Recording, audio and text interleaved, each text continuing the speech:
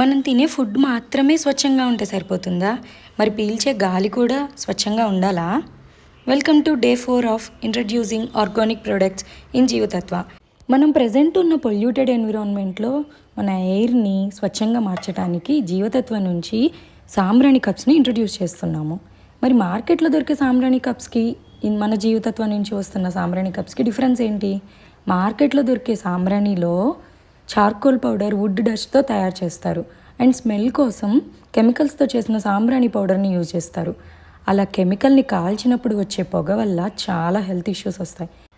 మరి జీవతత్వలో ఉన్న సాంబ్రాణి కప్స్ని ఆవు పేడ, జటామన్సి, గుగ్గిలం సాంబ్రాణి, గంధం, చందనం, గంధకర్జూరాలు ఇలాగ 16 డిఫరెంట్ ఐటమ్స్తో దీన్ని తయారు చేశాము. అలానే ఫ్రాగ్రెన్స్ కోసం కూడా ప్లాంట్స్ నుంచి తయారు చేసిన సాంబ్రాణి పొడి మాత్రమే వాడడం వల్ల న్యాచురల్ ఫ్రాగ్రెన్స్ వస్తుంది. అందుకే మన సాంబ్రాణి కప్స్ న్యాచురల్ ఫ్రాగ్రెన్స్తో పాటు స్వచ్ఛమైన ఫీలింగ్ కూడా ఇస్తుంది. ఈ న్యాచురల్ సాంబ్రాణి కప్స్ వాడి మీ ఇంటిని, వర్క్ ప్లేసెస్ని పాజిటివ్ వైబ్తో నింపండి. గుర్తుంచుకోండి, మనం తినే ఆహారం మాత్రమే కాదు, పీల్చే గాలి కూడా స్వచ్ఛంగా ఉండాలి. Thank you so much for supporting Jeevatatva. Please follow only if you like our content. Thank you.